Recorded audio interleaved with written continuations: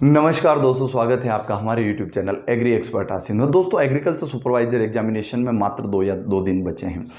अब हम आज बात करने वाले हैं, किसी भी नए लफड़े में मैं आपको नहीं डालूंगा, नए किसी भी उलझन में मैं आपको नहीं डालूंगा। मैं आपके लिए ये वीडियो लेकर आया हूँ, ये 100% ये मानिए कि ये आपके एग्जामिनेशन में बहुत सपोर्ट करने वाला है।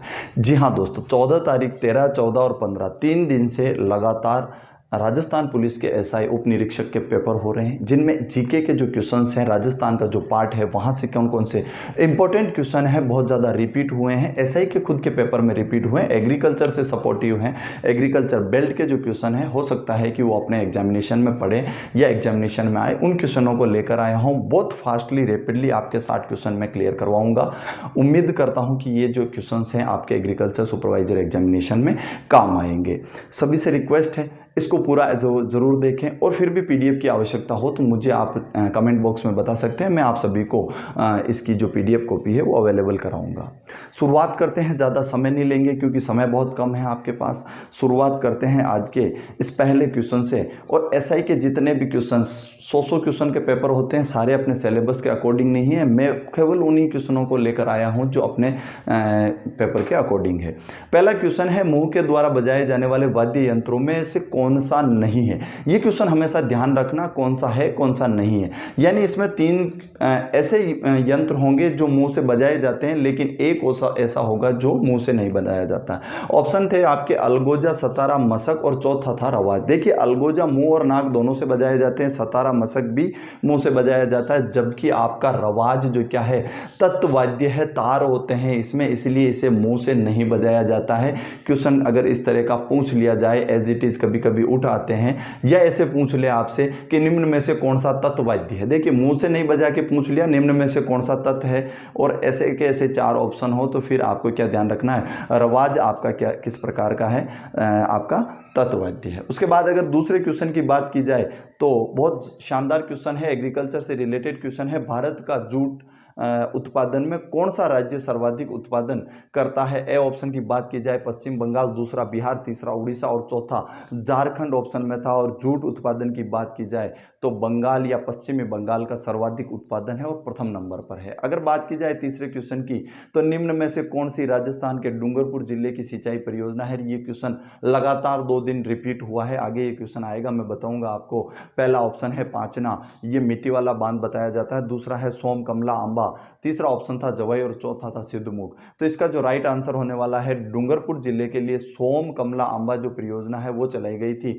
जबकि बात की जाए जवाई बांध की, तो ये पाली का है, पाली के सुमेरपुर में बना हुआ है, इसे पाली की जीवन रेखा भी कहा जाता है।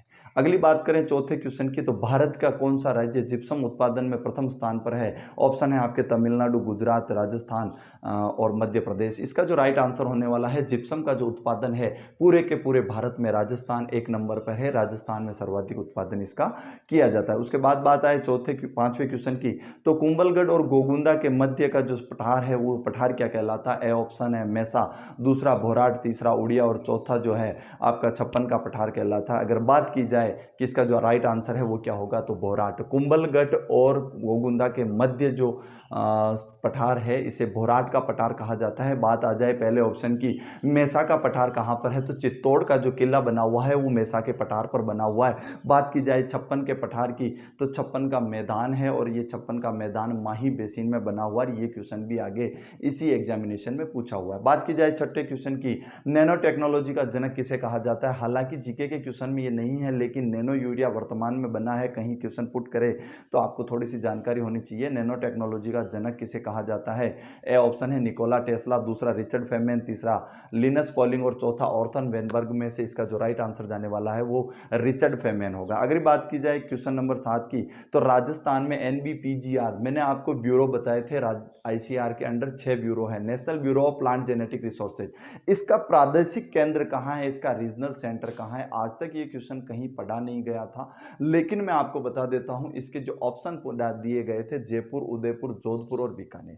देखिए, national bureau of plant genetic resources है, इसके 10 रीजनल सेंटर है, अलग अलग सेंटर्स में, अलग अलग एरियाज़ में पूरे भारत में 10 रीजनल सेंटर कहे गए हैं। उसमें अगर राजस्थान, क्योंकि हम राजस्थान का एग्जामिनेशन दे रहे हैं, बात की जाए राजस्थान के परिप्रेक्ष्य में, तो इसका जो रीजनल सेंटर है वो जोधपुर में है। एक ब्यूरो और है राजस्थान में, NBBS LUP, national bureau of soil survey and land use planning, इसका भी रीजनल सेंटर है, वो उदयपुर में स्थित है। ये दोनों चीज़ें रीजनल सेंटर के रूप में पूछी जाती है, तो इसका थोड़ा सा आप ध्यान रखिएगा। बात की जाए 8वें क्वेश्चन की, राजस्थान का राज्य वृक्ष कौन सा है? मैंने आपको हॉर्टिकल्चर के क्वेश्चंस में पढ़ाए थे, राज्य वृक्ष, राज्य पुष्प। तो यहाँ पे कंफ्यूजन क्या क्रिएट होता है, खेजड़ी और रोहिड़ा दोनों में कंफ्यूजन क्रिएट होता है। रोहिड़ा राज्य पुष्प कहलाता है, राज्य वृक्ष नहीं।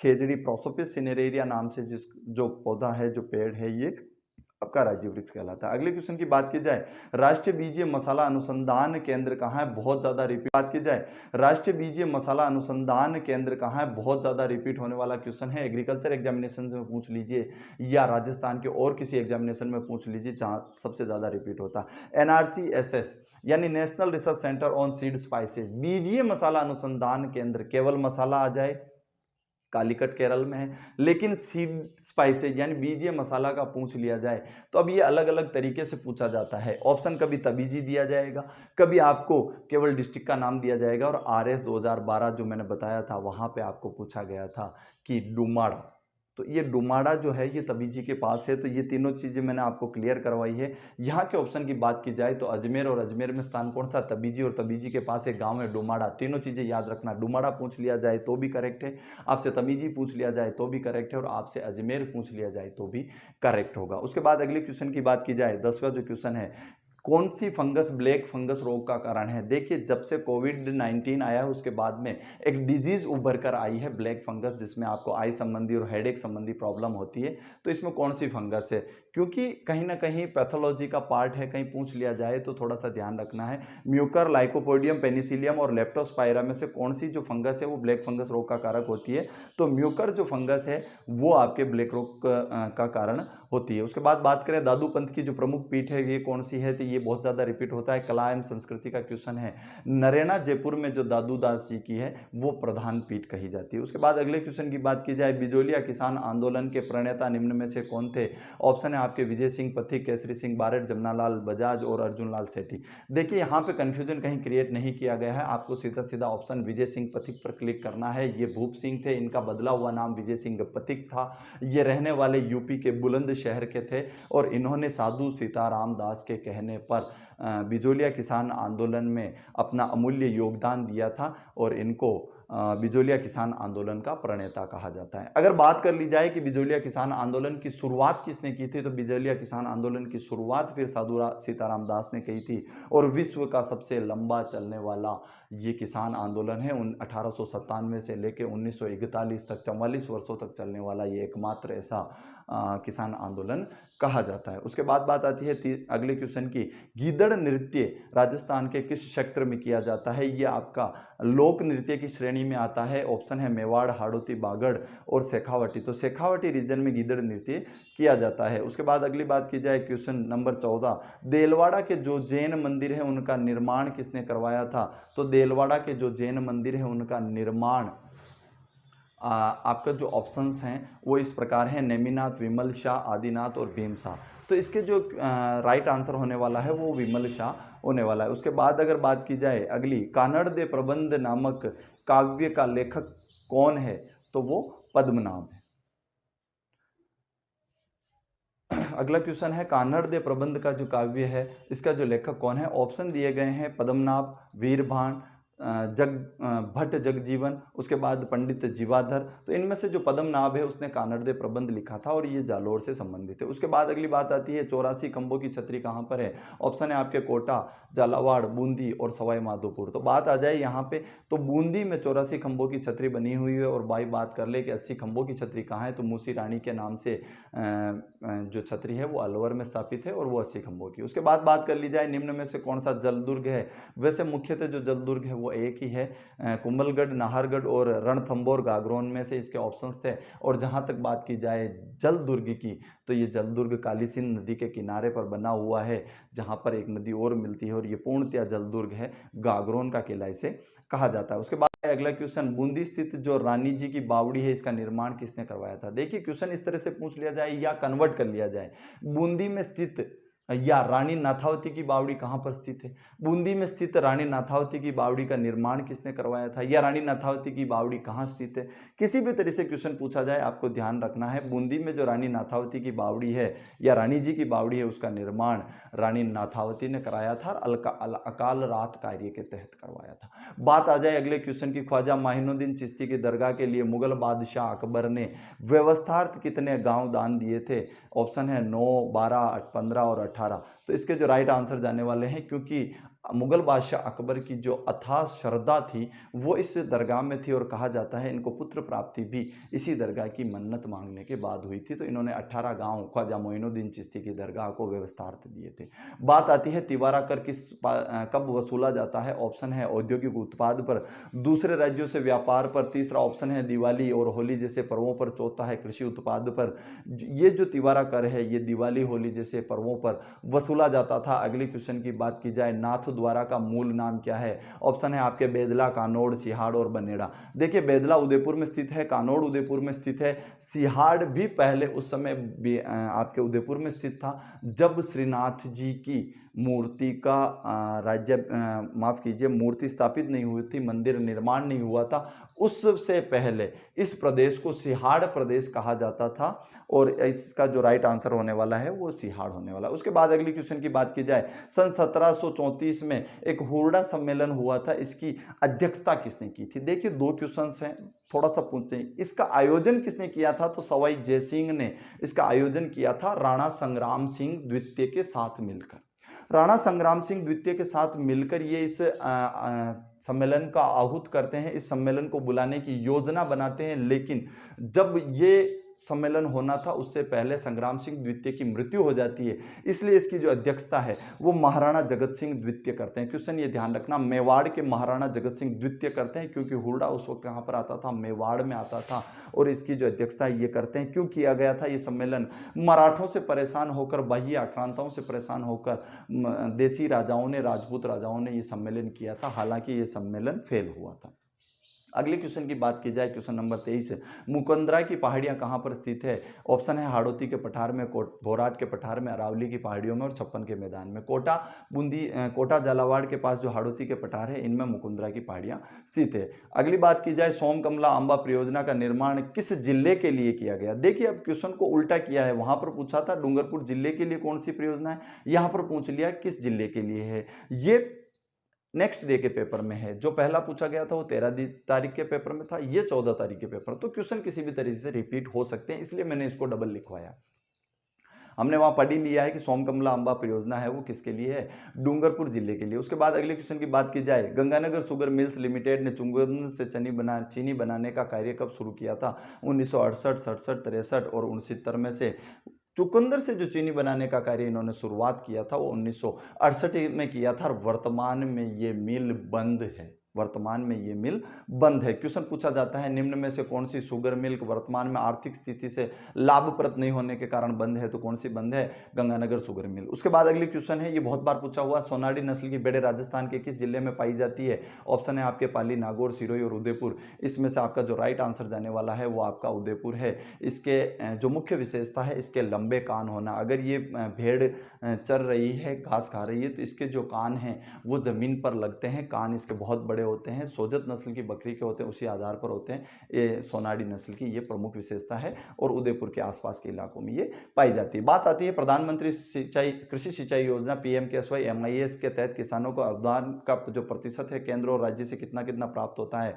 तो इसका जो राइट आंसर जाने वाला है 60:40 इसका राइट आंसर होगा। उसके बाद बात की जाए, जनगणना 2011 के अनुसार राजस्थान की न्यूनतम महिला साक्षरता प्रतिशत वाला कौन सा जिला है। इसका जो ऑप्शन थे वो जालोर, सिरोही सिरोही, बाड़मेर और बांसवाड़ा थे। जालौर की बात की जाए तो न्यूनतम साक्षरता थी, ध्यान रखिएगा, न्यूनतम साक्षरता अगर ओवरऑल पूछी जाए तो जालौर है, लेकिन अगर महिला साक्षरता की बात की जाए तो वो सिरोही है। हालांकि एग्रीकल्चर सुपरवाइजर में जनगणना का टॉपिक अपने नहीं है, तो ज़्यादा कंफ्यूज या चिंतित होने की आवश्यकता नहीं है। उसके बाद बात की जाए थारपारकर किस पशु की नस्ल है, ये क्वेश्चन पूछा हुआ एग्रीकल्चर का क्वेश्चन है, मान के चलिए आने के बहुत ज़्यादा चांसेज हैं।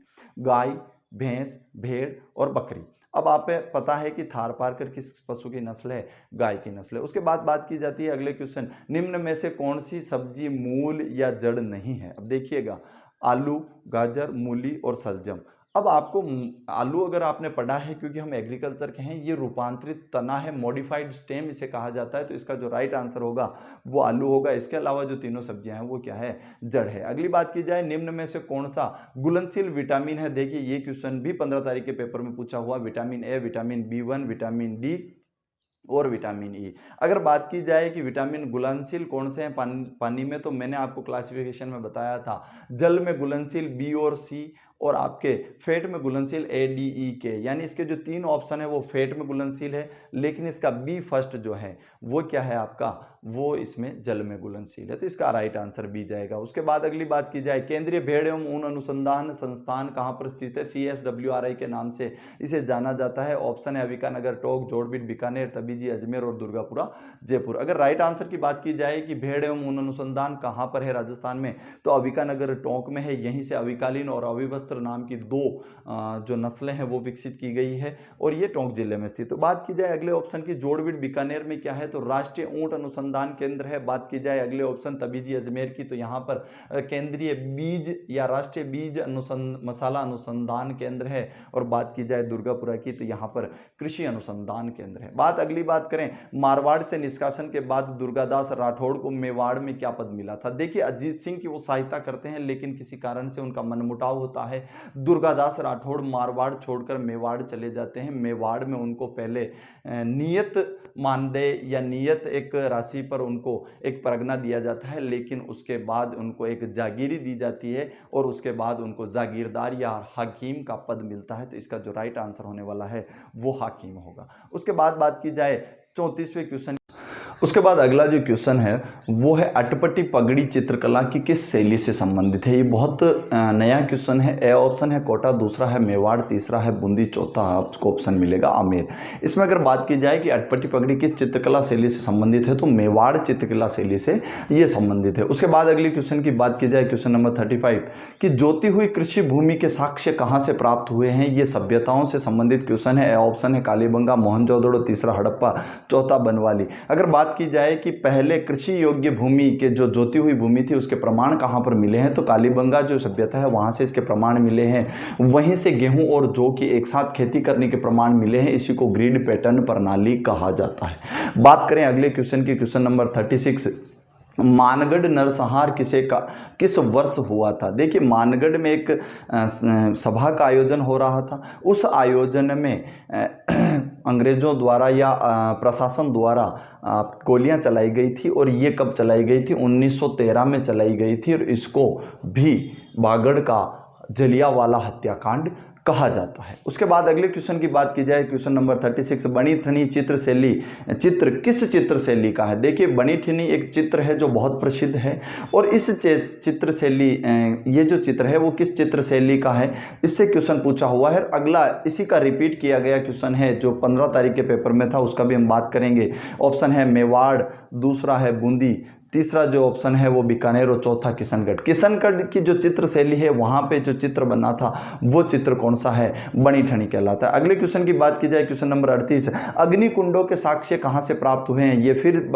सभ्यताओं का क्वेश्चन है। ऑप्शन है मोहनजोदड़ो, बेराट, लोथल और कालीबंगा। कालीबंगा सभ्यता से अग्निकुंडों के साक्ष्य प्राप्त हुए हैं, 7 अग्निकुंड प्राप्त हुए हैं। इससे पता चलता है कि वहाँ की उस समय सभ्यता के लोग धर्म, कर्म और यज्ञ की जो प्रथा है उसमें विश्वास रखते थे। अगले क्वेश्चन की बात की जाए, राजस्थान का लोकनायक किसे कहा जाता है? ऑप्शन है मोहनलाल सुखाड़िया, हीरालाल शास्त्री और हरदेव जोशी। इनमें से थर्ड ऑप्शन है जय नारायण व्यास, जो जोधपुर के रहने वाले थे, इन्हीं को राजस्थान का लोकनायक कहा जाता है। बात करें अगर मोहनलाल सुखाड़िया की, तो ये राजस्थान के सर्वाधिक समय तक रहने वाले मुख्यमंत्री हैं। इन्होंने 17 साल तक राजस्थान का मुख्यमंत्री पद संभाला था। बात की जाए 40 नंबर क्वेश्चन की, कजली तीज का त्यौहार किस तिथि को मनाया जाता है? हाड़ौती में कजली तीज का बहुत महत्व है, यहाँ मेले का आयोजन होता है। ऑप्शन है भाद्रपद कृष्ण तृतीया, आषाढ़ कृष्ण तृतीया, श्रावण शुक्ल तृतीया और चैत्र शुक्ल तृतीया। और इसमें अगर ऑप्शन की बात की जाए तो आर्ट एंड कल्चर का क्वेश्चन है, भाद्रपद कृष्ण तृतीया को ये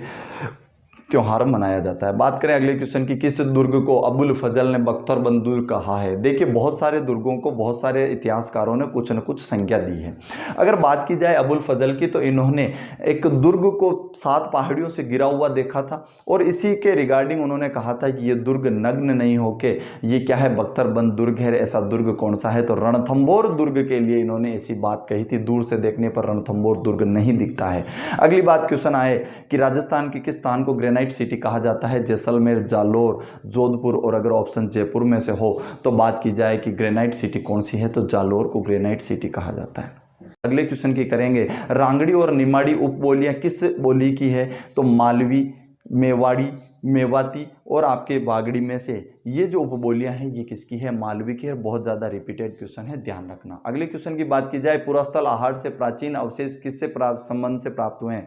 लोह युगीन थे, ताम्र युगीन थे, पुरापाषाण युगीन थे या कांस्य युगीन थे? बात की जाए तो ये ताम्र युगीन सभ्यताओं की जननी कहा जाता है। इसे यहाँ से ताम्र युगीन सभ्यता के प्रमाण हमें मिलते हैं। बात की जाए अगली, संत मीराबाई का जन्म कुड़की में हुआ था। देखिए क्लियर कर दिया इन्होंने, जन्म कहाँ हुआ था? कुड़की में हुआ था। ये कुड़की वर्तमान में किस स्थान पर है?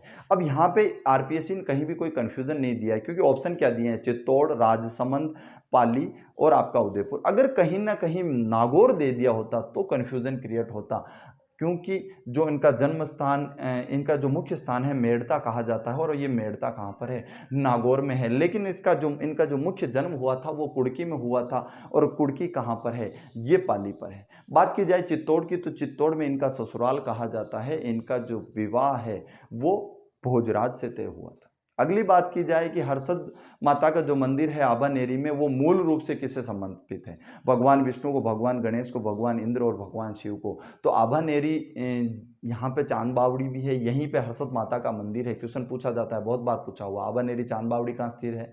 तो ये आमेर में स्थित है। आभानेरी चांद बावड़ी में हर्षित माता का जो मंदिर है ये किसे समर्पित है? तो ये भगवान विष्णु को समर्पित है। अगला क्वेश्चन की बात की जाए, क्वेश्चन नंबर 53, राजस्थान में 1857 की क्रांति किस स्थान से प्रारंभ हुई थी? क्वेश्चन के ऑप्शन है एरिनपुरा, भरतपुर, सिरोही और नसीराबाद। नसीराबाद की 15वीं बंगाल इन्फेंट्री जो बटालियन थी, उन्होंने यहाँ पर आपका जो 1857 की क्रांति का जो आगाज़ किया था वो यहाँ से किया था। तो इसका जो राइट आंसर होने वाला है वो आपका नसीराबाद जाएगा। उसके बाद अगर अगले क्वेश्चन की बात की जाए तो अगला जो क्वेश्चन है वो राव जोधा ने किस वर्ष जोधपुर नगर की स्थापना की थी? देखिए 1453 में इन्होंने वापस मारवाड़ पर विजय की थी, मेवाड़ से प्राप्त किया था मारवाड़ को, और अपनी जो राजधानी है उसको इन्होंने ट्रांसफ़र किया था, जोधपुर लेकर आए थे और 1459 में इन्होंने जोधपुर नगर की स्थापना की थी।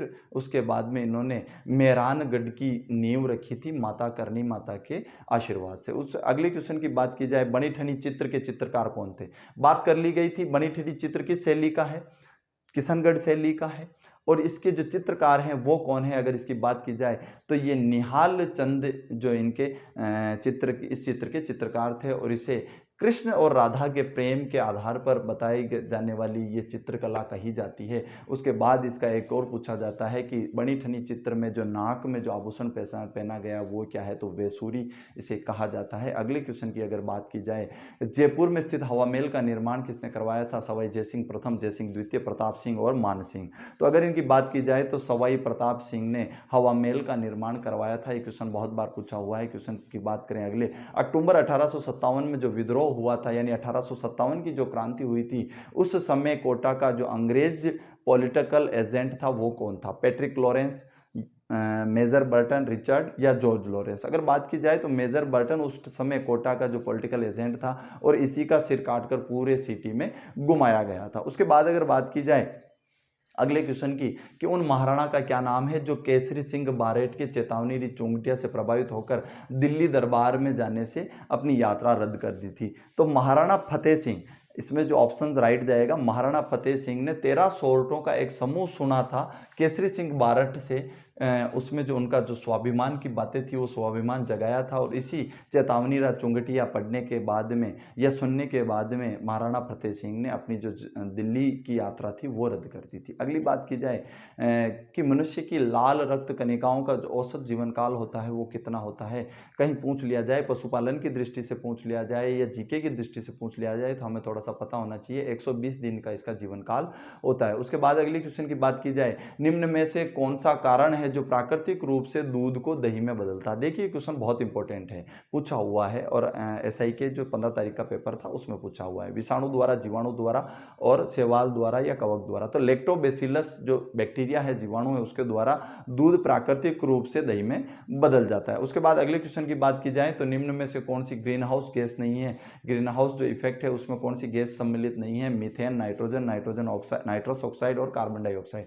तो इसमें जो राइट आंसर जाएगा नाइट्रोजन ग्रीन हाउस गैस नहीं, इसके अलावा जितने भी गैसें हैं वो ग्रीन हाउस इफेक्ट को प्रभावित करती है। उसके बाद अगला क्वेश्चन है, बहुत इंपॉर्टेंट क्वेश्चन है, ओकल कास्ट जीवाश्म पार्क राजस्थान के किस जिले में स्थित है। और ये जो ओकल फॉसिल जीवाश्म पार्क है, कास्ट जीवान पार्क है, ये जैसलमेर में स्थित है। इसका जो राइट आंसर जाएगा वो जैसलमेर जाएगा। उसके बाद अगले क्वेश्चन की बात की जाए, राजस्थान का छोटा नागपुर किसे कहा जाता है।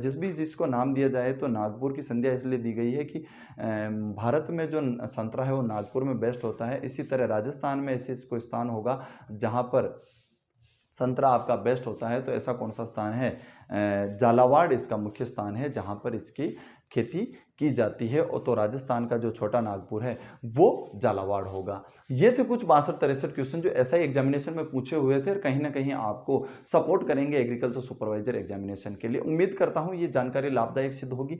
रैपिडली देखें, ज़्यादा समय खराब नहीं करें। अगर पीडीएफ की आवश्यकता हो, पीडीएफ मुझे कमेंट बॉक्स में बताएं, मैं आपको पीडीएफ भेज दूंगा या आपको डिस्क्रिप्शन बॉक्स में भी इसका लिंक मिल जाएगा। गूगल ड्राइव से आप इसको डाउनलोड कर सकते हैं। इसके अलावा इन क्वेश्चंस में आपको कहीं लगता है, देखिए परिपक्व कोई नहीं होता, पूरी सावधानी बरती है। 2 दिन पहले, एग्जाम के पहले मैं ये वीडियो डाल रहा हूँ, पूरी सावधानी बरती गई है।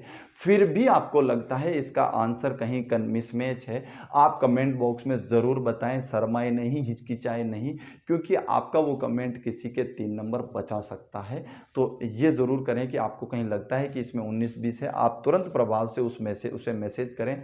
हम सब मिलकर उसको सॉल्व आउट करेंगे। उम्मीद करता हूँ कि आपकी सबकी जो तैयारी है आने वाले एग्जामिनेशन में 18 तारीख को लाभदायक सिद्ध हो। मिलते हैं अगले वीडियो में किसी और नई जानकारी के साथ। तब तक के लिए धन्यवाद। जय हिंद, जय भारत। क्वेश्चन की, चंबल नदी पर कौन सा बांध राजस्थान में स्थित नहीं है। ये क्वेश्चन एसआई में कुछ अलग तरीके से पूछा गया था। ए, बे, से, दे में से कौन सा सही कथन सही है, कौन सा नहीं है। लेकिन यहाँ पे आपको छोटा सा आइडिया लगना चाहिए। इस नदी पर 4 बांध बनाए गए हैं। कितने बांध बनाए गए हैं? 4 बांध बनाए गए। उनमें से 3 राजस्थान में है और 1 एमपी में है। बात की जाए कोटा बैराज बांध, कोटा सिटीमर है। बात की बजाय गांधी सागर बांध, वो एमपी में है। जवाहर सागर बांध और राणा प्रताप सागर बांध, ये तो तीनों बांध है, ये राजस्थान में है। लेकिन गांधी सागर बांध कहाँ पर है? ये एमपी में है। इसलिए इसका जो राइट आंसर है वो क्या होने वाला है? वो एमपी होने वाला है या गांधी सागर बांध होगा। अब ये 3 बांध राजस्थान में, 1 एमपी में, ये ध्यान रखिएगा। किसी भी तरीके से क्वेश्चन पूछ लिया जाए या ये पूछ लिया जाए चारों ऑप्शन देके निम्न में से कौन सा बांध मध्य प्रदेश में स्थित है, तो फिर ऑप्शन क्या जाएगा? ये आपका चला जाएगा। अगली बात की जाए कि 44वें नंबर क्वेश्चन की, 2001 से 2011 के दशक में राजस्थान के किस जिले में जनसंख्या वृद्धि दर न्यूनतम है। तो अगर बात की जाए सबसे कम जो वृद्धि दर रही है वो कहाँ की रही है? गंगानगर की रही है। अगले क्वेश्चन की बात की जाए, क्वेश्चन नंबर 45, राजस्थान में 56 का मैदान किस नदी की बेसिन में स्थित है। बात हम कर चुके थे, 56 गांवों का समूह है और ये बांसवाड़ा के आसपास है। इसका मतलब इसका जो राइट आंसर होने वाला वो क्या होगा? माही नदी या माही नदी का बेसिन होगा। अगली बात की जाए क्वेश्चन नंबर 46 की पूसा सिंधु गंगा किस फसल की किस्म है? बहुत ईजी क्वेश्चन था, एग्रीकल्चर का क्वेश्चन है, पर मान के चलिए एग्रीकल्चर के स्टूडेंट्स के लिए भी नया क्वेश्चन है, हो सकता है कहीं रिपीट हो जाए, ध्यान रखना। धान, मसूर, चना, गेहूं इसके ऑप्शन थे, और पूसा सिंधु गंगा जो है वो गेहूं की एक किस्म है। उसके बाद अगली क्वेश्चन की बात की जाए, लोक देवता गोगा जी की जन्मस्थली क्या है? ऑप्शन थे ददरेवा, रामदेवरा, खरनाल, गोगामेड़ी। अगर हम बात करें कि ददरेवा जो है गोगा जी का जन्म स्थान कहा जाता है, उसके बाद बात करें रामदेवरा, ये रामदेवरा जो है रामदेव जी का स्थान है, रुणिचा इसे कहा जाता है, लेकिन इनका जन्म स्थान यहाँ पर नहीं था, वो जन्म स्थान जो है रामदेव जी का वो उड़ी कश्मीर बाड़मेर था। बात की जाए खरनाल की, तो खरनाल में लोक देवता तेजा जी का जन्मस्थली कही जाती है। उसके बाद अगली बात क्वेश्चन की बात की जाए कि निम्न में से कौन सा पशु मेला तेजा जी की स्मृति में आयोजित होता है? ऑप्शन है आसीन, दूसरा परबतसर, तीसरा तिलवाड़ा, चौथा जो आपका है देशनोक। बात की जाए अगर तेजा जी की, तो हमें वैसे ही पता चलता है कि अगर तेजा जी की बात होगी नागौर का कोई मेला होगा, और जो प्रमुख प्रसिद्ध मेला है वो परबतसर का है। अगले ऑप्शनों की बात की जाए तो आसीन में पशु मेला भरता है, और भगवान देवनारायण की जन्मस्थली सवाई मालासेरी के पास एक सवाई भोज स्थान है, वहां पर भरता है। बात की जाए देशनोक की, तो यहाँ पर करनी माता का मेला भरता है।